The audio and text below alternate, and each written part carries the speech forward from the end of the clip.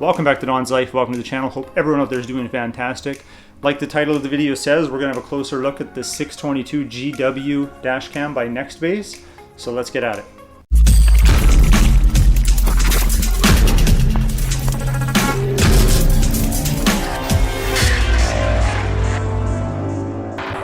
Alright, before we get into the features of this camera, if you're not a subscriber, please consider subscribing to the channel. If you don't like the content that comes out, and I upload usually weekly on the weekends, then just unsubscribe. But I think you'll like what I have to share. So let's get at it.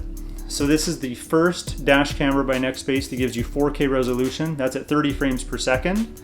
They also have the ability to step down the resolution slightly so you can get 60 frames per second. Or you can put it at 1080p at 120 frames per second. When you do that, you unlock a special feature, which is some slow motion playback. So it's going to capture those extra frames running at 120, so you can get extra details when it comes to license plates or trying to figure out who's at fault with an accident or an incident, that type of thing. This is also supposed to be the first dash camera that has digital image stabilization. So when you review your footage, if you have that feature turned on, you'll be able to enjoy more stable footage and hopefully see the details you need to see. This also has enhanced night vision, so the larger aperture allows more light in, which gives you more detail in low light conditions. This also has enhanced weather modes. That means when it's foggy, the software built into this unit here will actually help extrapolate more detail in the picture based on the information that's there. So it just helps give you more clarity in those type of situations.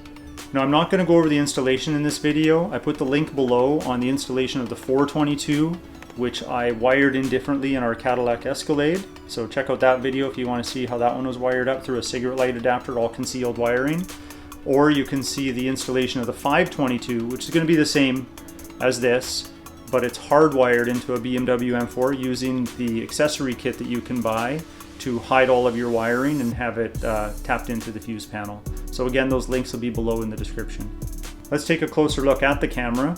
So this is the same physical dimensions as the 522GW. The only difference is the finish is a gunmetal instead of black. It does have the polarized lens for any glare or reflection, helps cut down on that on sunny days. You have your USB port on top for charging. Your micro SD card goes in the side here. There's your power button. There's a little reset button here in case there's problems, you can reset it. And then this button here will lock your footage so it doesn't auto erase it as it continuously records and runs out of space. It'll keep your locked files from being recorded over. This does have the 3-inch high definition IPS screen, same as the 522, no difference there, and the 140-degree viewing angle, which is available on all the cameras. This does have upgraded Wi-Fi to 5 GHz, and it also has upgraded Bluetooth to 5.0 standard versus 4.2. So the difference is you get 800 feet of range versus 200 feet of range. The transmission rate is higher at 2 megabits per second versus just 1 megabits per second, so it's twice as fast as the previous models. This does have the SOS emergency response, so when you set that up, if you were to be in a crash and you're unresponsive, it will actually notify first responders your GPS location on where you are, which this does have a built-in GPS, so no cell phone connectivity needed for it to track the whereabouts of the vehicle it's installed in. This does have intelligent park modes. For that feature turned on, when you shut the vehicle off, the camera will actually be on through battery power, and if the vehicle is bumped, then you can adjust that setting. It will start recording footage, so hopefully you can find out what happened when you review the data. This model is also compatible with all the previous accessories that have been available for the other cameras. So whether you have the rear-facing camera that views the people in the cabin, or if you have the camera that will mount here to the port, but it actually goes on the outside of the vehicle, all those accessories are still compatible. So this camera is also Alexa enabled, which means if you have Alexa installed on your smartphone, you can actually use features with Alexa through the dash cam, so you're not picking up your phone. So there's a bunch of commands that are already built in that you can use through this device. This dash cam is the first to also have what 3 words. So if you're unfamiliar with what 3 words is, I'll show you. Alright, what is what 3 words? Well, here on this browser, you can see at the bottom of the page, we have divided the world into 3-meter squares and given each square a unique combination of 3 words. What 3 words addresses are easy to say and share and as accurate as GPS coordinates. So if we go to the map, you can see there's these squares. And these are 3 by 3 meter squares somewhere in the world. And each time I click on one, it changes to 3 words up top. So these are all easy words in the English language to say. So you may be wondering, well, where are these squares I keep clicking? So if I zoom out, this is actually a spot near Toronto. So let's say I was somewhere in New York State and I happen to be off-road, go to satellite view, and I happen to be right here by this little barn or shed. Then this would be the 3-word coordinates for that section. So if I was lost and I needed to reach authorities, you can use these 3 words to locate your GPS coordinates exactly, because you might not know the name of this road right here. So kind of a neat feature, and this has it built in. All right, let's have a closer look at some of the settings. So here we have our video settings. We can play with our resolution. We have our exposure, so we can adjust that based on the brightness. Our video length, I have mine set to 1 minute, so each video recorded is in 1 minute increments before it starts the next video. You can adjust the audio to record on or off. That'll help keep your file size a little bit smaller if it's off. Another page here, you can have your timestamp, so it's always showing in the recording, speed, GPS, and the model number of the camera. Dual files is important because if you have it on, it will make a low resolution file and the high resolution file, in this case 4K because that's what I have it set at, but it'll make a lower resolution one as well. If you just want to download that quickly to your phone, it makes it faster. I leave it on just the high quality files because I pop out the card in most cases and download what I want. Then you can also do a time lapse. So maybe you're going through some great scenery, you can set it to 3 minutes or 30 minutes and it'll record the frames in a time lapse mode. You can also put in your license plate, so it'll show as part of the recorded information. And then you have your sensor for any shock.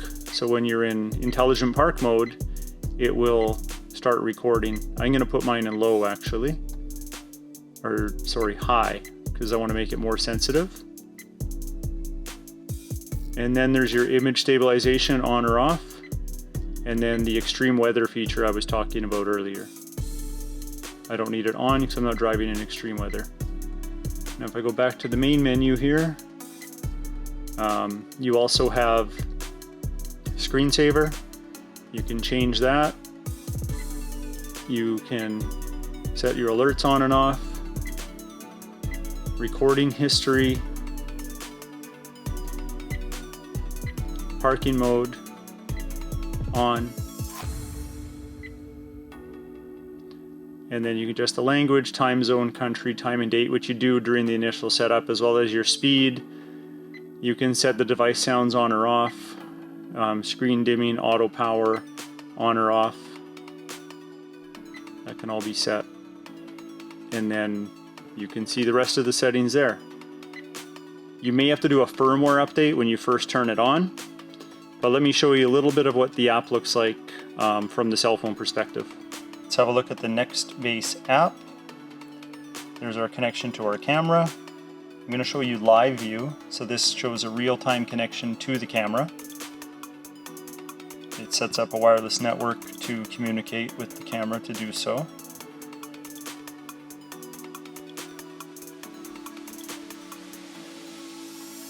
So there we go.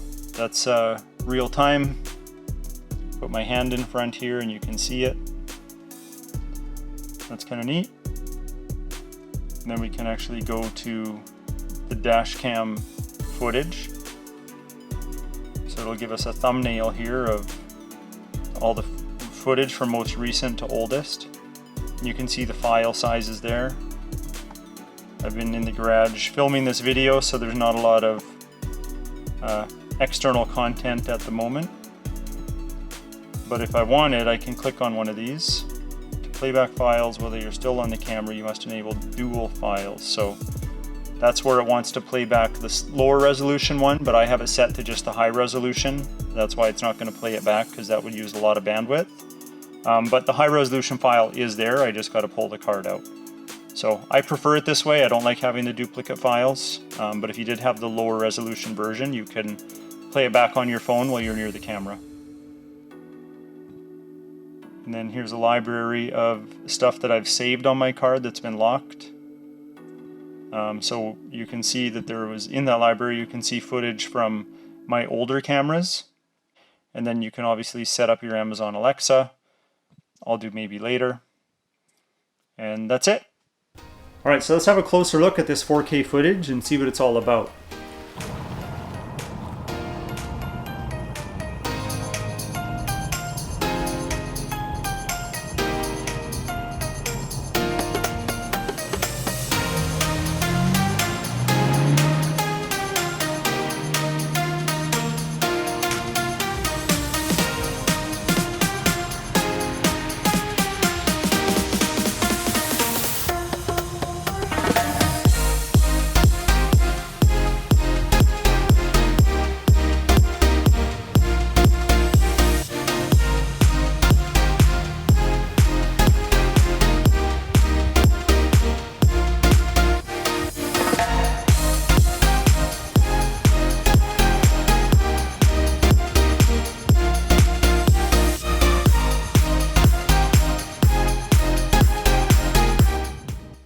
Alright, hopefully you know much more about this camera, the NEXTBASE 622GW dash cam.